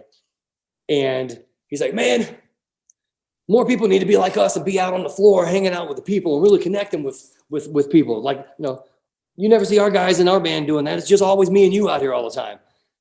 And I was like, fuck getting the other guys in the band to come out and do it. Me and you should start a band. And he goes, oh man, it's so hard to get a new project off the ground. I don't know if I could do it. But he thought about it. And I was like, yes, Vinnie Paul thought about being in the band with me. Awesome. For like 5 seconds, he thought about it. So you're saying there's a chance. The longest 5 seconds, I was like, oh, is this going to happen? No. All right, cool. Like 1 in 1,000, more like 1 in 1,000,000. Yeah, exactly. Yeah. But yeah, it was just because he didn't want to get a new project off the ground. Too much work. I get it. That's awesome. That's fucking great. You got some good Vinnie Paul stories, man. Oh, yeah, I spent a lot of time with that dude here in Vegas, going to his house, having them out on the road. This is when you're drinking, right? Oh yeah. Yeah. Many times making terrible decisions, but great stories for the book coming soon. Nice. Yeah, that's another good thing about the pandemic, right? You got time to write a book. I have thought about it forever and talked about it, and I developed an outline for it.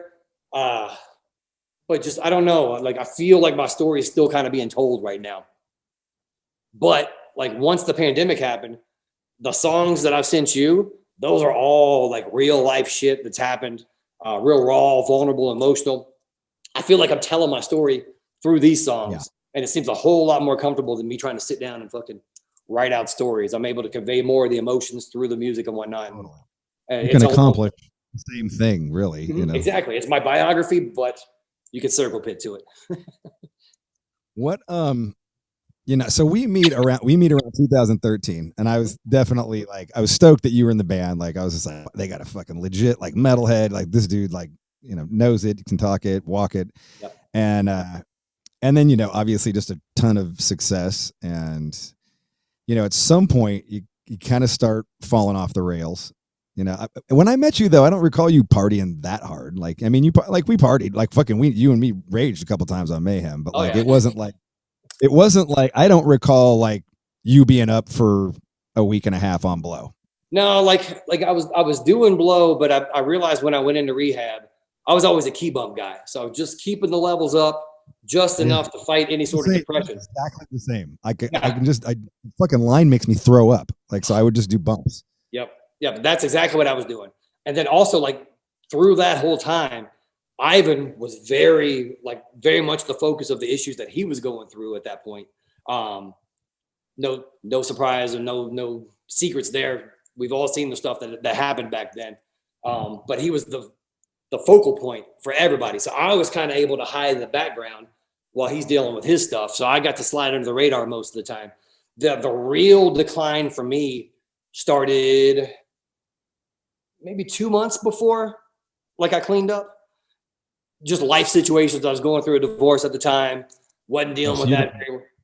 Wife and you start divorcing, and that's when. Yeah, we got divorced after I got out of rehab, but like the process had kind of been started before. And honestly, like my goal going into rehab was, I wrote her a note. She may still have it. I'm sure she probably does. It was basically like, hey, I'm going to get help to become the guy that you married in the first place, not this person that I've become. So I very much wanted to get back and get out of rehab and go back to like being married and whatnot. But yeah, just it changed, and like it was me. You'll hear a song on the record actually that's it's all about that. Hopefully it gets to be played out there. But yeah, just it changed, and like it was real bad probably the last 3 weeks of it.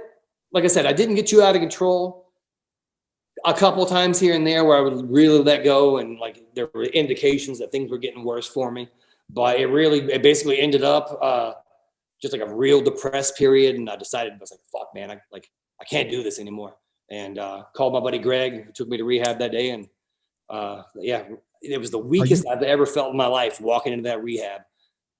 But then once I got out of rehab, I was like, that's the fucking strongest I've ever been, is admitting that I can't deal with this and I need to figure something else out. So it worked for me. It's been good. Life is a whole lot happier now. I'm more productive, got more things going on, able to appreciate stuff. I was very like, yeah, when you're on stage at Wembley, sold out show, and you're on stage going, oh, can we just get the fuck off here? Something's fucking wrong with your endorphin levels. Yeah. What? Because you just wanted to get hammered and do some blow? No, my body was just so beat up. I never played fucked up on stage, but I definitely played tired from the night before many times. And that was one of those nights, just my body was beat up from the night before. We probably had a day off in London, and me and my bass tech used to day drink all day long. One of the things he said one time, which I probably should have seen, is like, okay, you probably got a problem. We drank all fucking day, started like noon. It was like 10 o'clock at night, and he's fucking hammered, and he looks at me and goes, you got a hell of a tolerance. I'm like, is that a good thing? I don't know. But yeah, eventually What's the most you drank and did blow? What was your wildest, most debaucherous night? Oh my God, I don't even know. At that point, who knows? Who knows? All I know is I was doing more and more and more, and my body just couldn't handle it. Every day, doing blow every day, drinking every day. Yeah, towards the end, for sure. There's no days from partying. No, like, and when I was in rehab too, like one thing I realized when I hit day 7 days of no drinking, no drugs, I was doing like an inventory, and I was like, I don't think there's ever been 7 days in a row when I didn't have something. Like even when it was no problem back when I first moved to Vegas, like you'd go out and have a margarita over dinner. But right. I don't recall since the time I moved to Vegas that there was ever 7 days in a row until I had that moment of clarity in rehab. I was like, holy fuck, like it might have been a problem longer than I ever knew it was a problem. So just kind of building and then add depression and life circumstances on that. But yeah, whole different ball game today. Yeah, good for you, man. Yeah. That's awesome. Yeah, you've been sober for almost 2 years now, right? It'll be went to rehab February 3rd of 2018. Oh so yeah, so yeah. Oh yeah, you just had your 3-year anniversary. Yeah. Awesome. So yeah, man. Good shit. Yeah, man, not too bad. I'm enjoying it. It's funny, like the day I got out of rehab, I remember going into rehab thinking, oh man, like it's going to kill concerts. I'm not going to be able to go to any of this stuff. It's going to suck. So I got out of rehab on Friday. Steel Panther was playing at the House of Blues that night. The day I got out of rehab, I went to a Steel Panther show at the House of Blues. It's pretty good. I was not ready. Yeah. Were you tempted? Not tempted, but I was just so nervous and so out of place at that point. Like, yeah, just watching everybody, and I'm like, oh, like I used to do this. I was real judgy the very first day I got out. It's like, oh, like I remembered all that stuff that I used to do, but now it's cool. It's like, whatever, just because I have a problem doesn't mean that everybody has a problem. People can go out and handle the party and responsibly. By all means, fucking go and do it. I'm not doing it anymore, so that means more for you. Go right ahead if you're not fucking your life or other people's lives up. Were you worried about going on stage, and how was your first show sober? The first show sober was on 420 at outdoor show in Phoenix. My girlfriend and I at the time, I really just wanted to kind of like make an adventure out of it. We rode my motorcycle from Vegas to Phoenix, road trip, stayed the night before, just kind of hung out and whatnot. It was beautiful. And like, it was the first time that I really been around drunk people while sober backstage. I just feel really uncomfortable. Again, like this is all early stuff where I had to adapt and figure out what things work. But I just remember just a weird anxiety that I really felt. I don't feel like I was too nervous going on stage because I mean I've played years before when I wasn't doing anything at all. So you know I just got back to my roots and got back to being real. And you know I felt like Chris Cale ate up Chris for a long time. Now I'm able to be both of those people without the other one interfering with the other one. So it works out pretty good. Yeah, really found a true sense of self and some real self-esteem instead of outside. Come on, please tell me how good I am. I don't need that anymore. I'm good. It feels nice, but I don't need it. I do know what you're saying about the awkwardness though, especially early on. I mean, I remember we were doing the blackening and I had been, I was fucking a mess. Yeah. And I'd come home off tour and then keep on drinking and just be black. I'm blacking out at home. I got kids and shit. Like I'm blacking out at home. Like I'm a mess. It's terrible. And, my wife and I are fighting. Finally, I was like, I got to stop. Like, I don't have I thought I had a handle on this. I don't have a handle on this anymore. I got to quit. And I quit. And then we still had more touring to do. It was 3 years of touring on that record. So, oh yeah. I remember going out on tour and I used to drink a lot on stage. If you remember, like cheers, like fucking between songs. I'm drinking a brown eye with just vodka and Coke and fucking 7 shots of vodka in a solo cup with some Coke. I'll be hammered by the time I get off. Oh yeah. And I was like, what do I do with my hands now? Like I don't have a drink and I can't say cheers. Like, I was like, what do it fucked me up for a good week. Like I didn't know what the fuck to do. And then everybody's hammered. And I was like, I don't want to be around hammered ass motherfuckers. Like, so I hear you, that weird kind of adjustment and then judgy, fuck. Oh yeah. And then you've got the other people. You got the other people that are hanging out and partying and are like, is this okay? Like, are you good? Shut the fuck up. Yes, I'm fine. It's not bothering me. I'm good. Don't worry about me. You go do your thing. I'll get up and leave. Yeah. And then you're not, totally. I'll get up and leave. But then you get to that point where you're sober, but you're not judging, but then everybody thinks that you're judging them because you're not drinking. Exactly. It's like, just ignore me. Like, don't worry about what I'm doing. I just fucking drink. Drink more so you're not aware that I'm even here and sober. Keep going. It is. It's a crazy thing. And I was able to find I quit a couple times and then I've kind of eased back into it. And, like now I'm I drink Friday and Saturday. Me and my wife kick in the garage and that's it. And then I'm sober as a judge from Sunday to fucking Thursday. Oh yeah. I love that people can do that. I am not that guy anymore. Like I don't think I had an addictive personality until I found cocaine. Cocaine fucking wrecked me. But yeah, I love the fact that people can go out there and be able to do that. And, not all of us can. Yeah. The cocaine. Yeah. Cocaine. I got to say, like, cocaine is it's one thing that I loved it when I was like I'd get hammered and I'd do a bump and I'd be like, okay, I'm good. Like I could never do the line. I never got to that point where like, I know so many people I could picture so many people on my bus who like would get a fucking 8-ball and then just like they'd hoover it up and then we need to get some fucking more, man. Let's go get some more. And then fucking it just on and on and on. Like it never, maybe because it made me throw up. Like I'd never, never. Yeah. I enjoyed it, but it wasn't that fucking. It was great to have sex on, but that's like that was the decline for me too. It was like I was doing key bumps, and then like in January before I got sober, I went about 13 days sober by myself. Didn't do any like no groups, no nothing like that. I was just like, okay, I could do this. I could stop. And then at the end, like somewhere along the 13th day, I got in a fight with the wife and caught a case of the fuck it. So I'm like, all right, fuck it, let's go. And I remember thinking that, hold on, like. And I was really like turning it on at that point. This was the fucking decline at the end, mid-January through February 3rd. I remember thinking, okay, hold on. Like I only did bumps before. If I do lines, I can really get fucked up now that I've had 13 days of doing nothing. Woo-hoo. Damn, it was not a good idea. Kids, learn from me. Stay away. It will change you. You must be great. You must be great at do you tell any of these stories when you're at like the retreats or any other rehabs that you go visit to? Oh yeah. Yeah.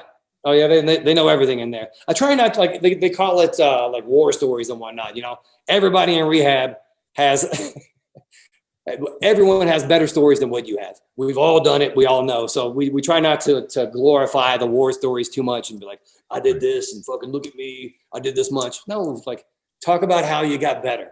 So that's generally what I speak about when I go out there. I give them, you know, I wasn't going to talk about it at all. I was really just going to go in, get my shit handled, and then go back out and then never say anything. But there was a dude at my facility, older black dude, lived up in like New York, New Jersey or somewhere. And he was talking about like all the dangerous places that he would go to get drugs and like putting himself in these positions. And I had completely forgotten that I'd gone to a favela in Brazil with a fan to get blow. Yeah, like the all you kids here in the States that are watching this, you've seen American poor.